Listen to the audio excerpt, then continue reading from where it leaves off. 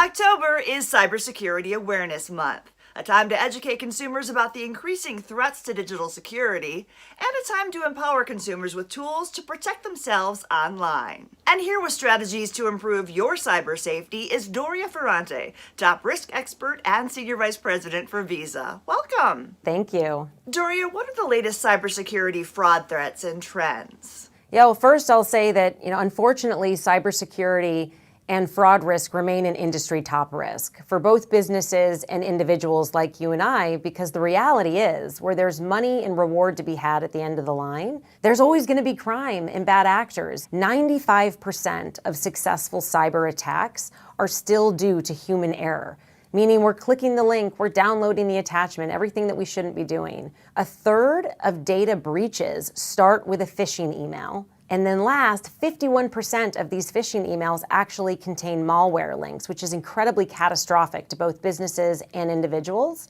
So what this means is the scams are on the rise, the criminals are out there. We've got to be hyper-vigilant to these threats and really think and pause before we click. And is there any one specific threat of concern for consumers? I think the threat is mostly there's bad actors out there that are on the internet. They're incredibly sophisticated, they're technologically savvy, and they thrive in a world of complexity. That is not what you can say about most people that are on the internet that just aren't aware that someone is watching them, watching their every move and trying to get us. Cyber criminals are a 24/7 operation around the globe.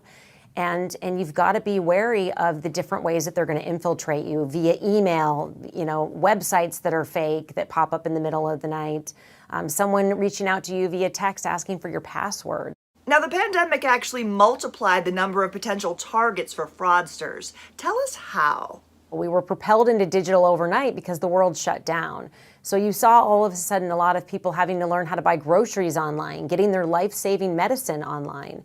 The commerce activity really increased, and then also you have children, online all day long doing their schooling. So just by nature of the population of the targets for cyber criminals and fraudsters increased overnight, and that remains today. And what is your best bet to protect ourselves from red flags to safety measures? The best safety measures I can give you is be on high alert for demanding, anxious, scary tones in emails that are really trying to drive that sense of urgency.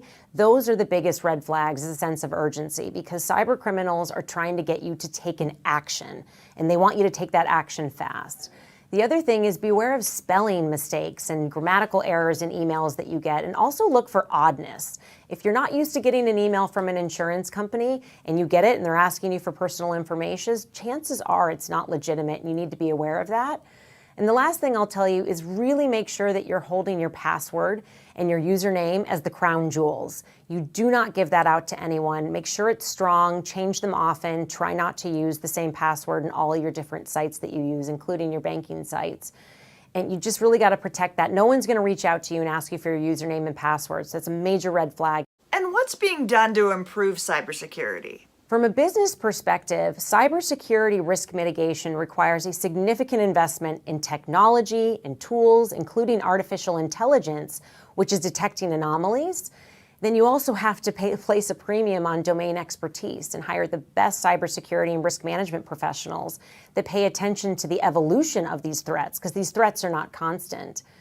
In an individual sense, training, education, and awareness is the most important thing that we do, because the threats evolve, and 78% of people still click on the link when it's unsolicited. So there's a lot more work to be done, a lot more education that we can do to make everybody safe.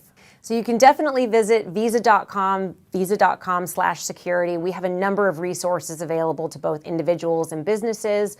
We've got safe shopping tips, etc. Doria, we thank you so much for sharing all these tips to help us stay safe online. Thank you.